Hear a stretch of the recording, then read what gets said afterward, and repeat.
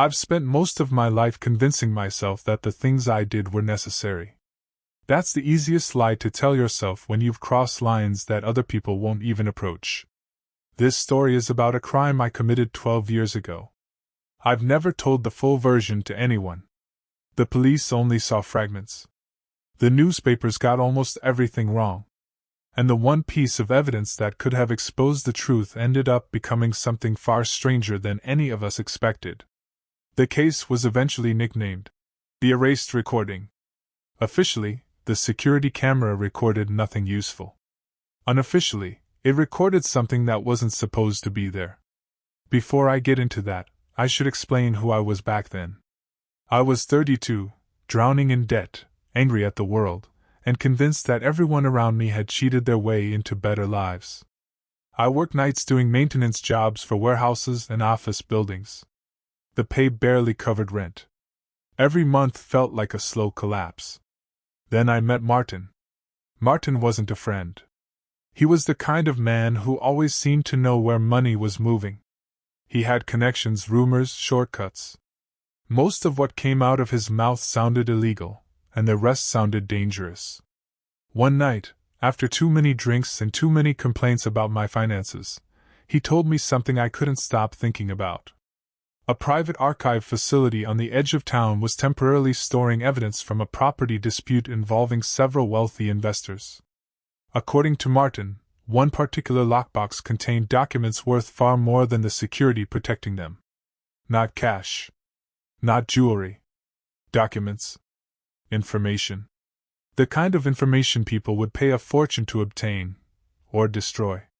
At first I laughed it off. A week later I was sketching floor plans from memory. 2 weeks later I was studying employee schedules. By the end of the month I had convinced myself that breaking into the facility wasn't really theft. I told myself nobody would get hurt. I told myself I was just taking papers from people who already had too much. It's embarrassing how easily the human mind can manufacture excuses. What I didn't know was that the archive building had a history. Employees talked about equipment failures, corrupted files, security footage disappearing, strange shadows appearing in recordings. I dismissed all of it as workplace gossip. If I had listened more carefully, I might never have gone through with the plan. Because the night of the burglary would leave me terrified of something far worse than prison. And it all began with a camera that captured something nobody could explain. A lot of people imagine crimes happen in a burst of desperation. Sometimes that's true. In my case, it was the opposite. The burglary became a project. For nearly 3 weeks, I drove past the archive facility every night after work. I learned when employees arrived, when they left, and which lights stayed on after closing. The place sat alone at the end of an industrial road, surrounded by chain-link fencing and empty lots. It looked secure, but not impossible. I bought a notebook and filled it with observations. Delivery schedules. Security patrol times. Camera locations. Every detail felt important. The strangest thing was the maintenance logs. Through contacts at work, I learned the facility constantly replaced surveillance equipment. Cameras failed far more often than they should have. One technician supposedly quit after claiming he saw movement in recordings from empty hallways. I laughed when I heard that story. At the time, I believed every mystery had a practical explanation. My goal wasn't to steal everything. I wanted a single lockbox Martin had identified. Get in, take it, leave. Simple plans are dangerous because they make you overconfident. And confidence was becoming my biggest weakness. The night before the burglary, I barely slept. Not because I was scared of getting caught. What kept me awake was the realization that I was actually going through with it. For weeks, the plan had existed only on paper. Now it was becoming real. I spent the evening checking my equipment one last time. Black clothing, gloves, a flashlight with a red filter, basic lockpicking tools, and a small backpack. Nothing dramatic. I wanted to look like an ordinary maintenance worker if anyone happened to see me from a distance. Around midnight, Martin called. He sounded excited, almost too excited. He reminded me which lockbox to take and repeated that the documents inside could be worth a fortune to the right people.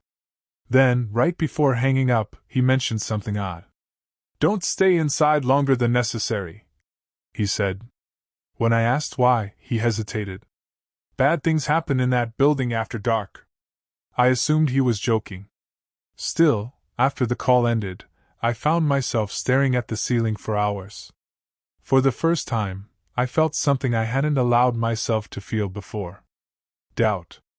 The following evening, I parked my car nearly a mile from the archive facility and walked the rest of the way. The air was cold, and the industrial district was almost completely silent. Most businesses had closed hours earlier, leaving the roads empty. My plan depended on timing. A security guard made rounds every 40 minutes. I had watched the pattern for days. If everything went right, I would have more than half an hour inside before anyone came near the building again. The fence turned out to be easier to cross than I expected. Within minutes I was on the property, moving through shadows toward a maintenance entrance I believed would be unlocked. To my surprise, it was. That should have felt lucky. Instead, it felt wrong. The moment I stepped inside, an uncomfortable chill ran through me. The building wasn't dark. Emergency lights cast a dull glow through the corridors, creating long shadows that seemed to stretch farther than they should have. Then I noticed something else. A security camera mounted above the hallway slowly rotated and stopped. It wasn't aimed at the door anymore. It was aimed directly at me. For a few seconds, I stood completely still, staring at the camera. My first instinct was to turn around and leave. Every alarm bell in my head was screaming that I'd made a mistake. Then logic took over. The camera was motion activated, I told myself. Of course it had turned toward me. That's what cameras were supposed to do. I continued down the corridor. The archive facility was larger on the inside than I'd expected. Endless rows of storage rooms stretched in different directions, each marked with numbered metal doors. The place felt more like a maze than a warehouse. I followed the route I'd memorized from old floor plans. Left at the records wing. Right past the loading area. Straight toward the secured archive section. Everything was going smoothly until I reached a junction where 3 hallways met. According to my notes, there should have been 2. I stopped and checked the printed map in my pocket. The layout didn't match what was in front of me. I blamed nerves. But as I stood there, trying to decide which path was correct, I heard footsteps somewhere ahead. Slow. Deliberate. And definitely not mine. The footsteps echoed through the corridor, soft at first, and then suddenly louder, as if whoever was making them had moved much closer without crossing the distance in between. I immediately killed my flashlight. The hallway fell into near darkness. Only the faint emergency lighting remained, turning everything into gray shapes and sharp shadows. I pressed myself against the wall and listened. One step. Then another. Then silence. I waited. Nothing. The rational part of my brain assumed it was a security guard. That explanation made sense. In fact, I wanted it to be a guard because guards were predictable. People followed rules. After nearly a minute, I risked another look. The corridor ahead was empty. Completely empty. No guard. No employee. No movement. I told myself the acoustics were strange and kept moving. The lockbox I came for was supposedly stored in Archive Room C-17, less than 100 yards away. As I walked, I passed another security camera. Then another. Both were pointed in the same direction. Not at doors. Not at hallways. They appeared to be focused on a blank section of wall. For some reason, that unsettled me more than the footsteps had. A few minutes later, I finally reached Archive Room C-17. The sight of the door calmed me more than I'd expected.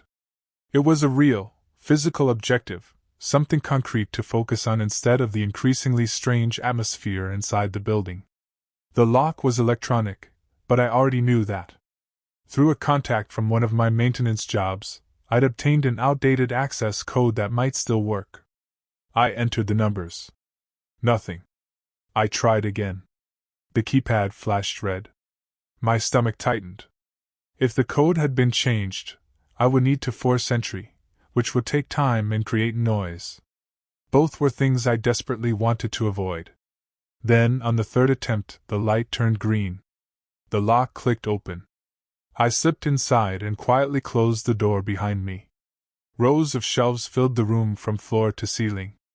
Hundreds of boxes were stacked in neat, numbered sections. Finding the correct one took several minutes. When I finally located the lockbox Martin wanted, I felt a rush of victory. But that feeling disappeared almost immediately. Because from somewhere inside the room, I heard breathing. And I was absolutely certain I had entered alone. The sound was faint, but unmistakable. Slow breathing. Not mine. I froze beside the shelves, gripping the lockbox so tightly that my fingers hurt. The room wasn't large enough for someone to hide easily.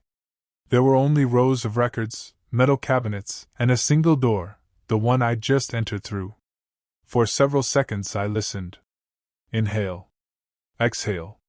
Inhale. Exhale. The sound seemed to come from somewhere deeper inside the archive. Every instinct told me to leave immediately, but greed is a powerful thing. I'd come too far to walk away empty-handed. I forced myself to continue searching the room, pretending the noise wasn't there. Then I noticed something strange. The breathing wasn't moving. If another person was hiding, they should have shifted position, coughed, or made some other sound. Instead, the rhythm remained perfectly steady. I followed it to the back wall. There was nothing there. Just shelves and concrete. Yet the breathing continued. The moment I realized that, every hair on my arm stood up.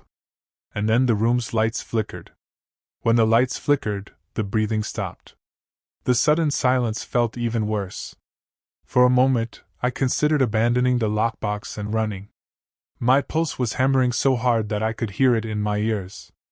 But the darkness lasted only a second before the emergency lights stabilized again. I focused on the reason I was there. The lockbox. It was heavier than I expected, made of reinforced steel and sealed with a numbered security tag. Whatever was inside, someone had gone to great lengths to protect it. I slipped it into my backpack and headed for the door. That was when I noticed something sitting on the floor directly in front of it. A small digital recorder. I was certain it hadn't been there earlier. Curiosity got the better of me. I picked it up and pressed play. The recording contained only static at first. Then a voice emerged. My voice. Not a similar voice. Mine. It whispered a single sentence. Don't look behind you. I spun around instantly. Of course I did. And for the briefest moment, I thought I saw someone standing between the shelves before the lights flickered again. The lights flashed once. When they came back, the space between the shelves was empty. I stood there staring into the aisle, trying to convince myself I'd imagined it. Stress does strange things to people. Lack of sleep, adrenaline, fear, they can make shadows look like people. At least that's what I kept telling myself. The recorder was still in my hand. I pressed play again. Static. Then silence. The message was gone. I rewound it and listened a third time. Nothing. No voice. No warning. It was as if the recording had never existed. My hands were shaking now. I shoved the recorder into my backpack beside the lockbox and headed for the exit. The burglary had already succeeded. Staying any longer would be stupid. Halfway down the corridor, I heard a door slam somewhere in the building. Then another. Then another. The sound traveled through the archive like a chain reaction. Boom. Boom. Boom. Metal doors closing one after another. By the time I reached the nearest intersection, every route looked different from how I remembered it. And for the first time that night, I realized I might not know how to get back out. Panic is a strange thing. It doesn't arrive all at once. It builds gradually, piece by piece, until suddenly every thought is contaminated by it. I tried to stay calm. I checked my map again. According to the floor plan, I only needed to follow 2 corridors and pass the loading area to reach the maintenance entrance. But the building no longer seemed to match the map. Hallways ended where they shouldn't. Doors appeared with numbers I'd never seen before. One corridor curved slightly even though the blueprint showed it as perfectly straight. I moved faster. Then faster still. The silence from earlier was gone. Now the archive seemed full of distant noises, metal creaking, muffled impacts, faint voices I couldn't quite understand. At one intersection, I stopped dead. A security camera hung from the ceiling ahead. Its lens was cracked. Yet it was moving. Slowly rotating. Following something down the hallway. Not me. Something behind me. I refused to turn around. Instead, I started walking as quickly as possible toward the exit, pretending I hadn't noticed. A few seconds later, I heard footsteps matching my pace from somewhere directly behind me. The footsteps behind me continued for nearly a minute. Every nerve in my body screamed at me to run, but I forced myself to keep a steady pace. If it was a security guard, sprinting would only draw attention. If it wasn't a security guard, I wasn't sure running would help anyway. Then I rounded a corner and nearly collided with someone. An actual guard. For a second, either of us moved. His eyes widened as he noticed my backpack and dark clothing. Mine probably looked just as shocked. After all the strange things I'd experienced, seeing a real person felt almost reassuring. Then he reached for his radio. Instinct took over. I shoved him aside and bolted down the corridor. Behind me, he shouted for me to stop. I heard him give chase, his boots pounding against the floor. At least now the footsteps had a logical explanation. Or so I thought. Because while I was running, I heard another set of footsteps too. A second rhythm. Not behind me. Not ahead of me. Somewhere beside me, beyond the walls themselves, keeping perfect pace as both the guard and I raced through the archive. While fleeing the guard, I crashed through a door that wasn't on any map I'd seen. The room beyond was small and packed with surveillance equipment. Old monitors lined the walls, displaying camera feeds from throughout the facility. Some screens showed empty hallways. Others displayed storage rooms. Several monitors were filled with static. I slammed the door shut behind me and tried to catch my breath. The guard's footsteps faded somewhere in the distance. Then one monitor caught my attention. It was showing the corridor outside Archive Room C-17. The timestamp indicated it was live. At first, everything looked normal. Then I saw myself leaving the room with the backpack. But there was something else in the footage.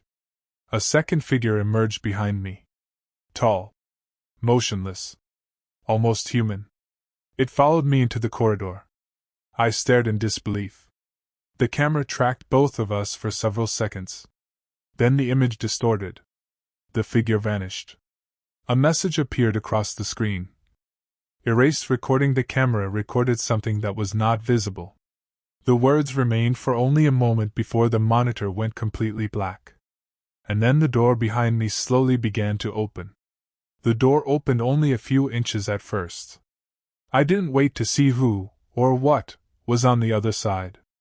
I shoved a cabinet against it, climbed through a side maintenance exit, and found myself in a narrow service corridor. Somewhere behind me, metal scraped against metal as whoever was outside pushed the door wider. My survival instincts finally overpowered everything else. I ran. The maze-like hallways seemed different again, but this time I stopped trying to understand them.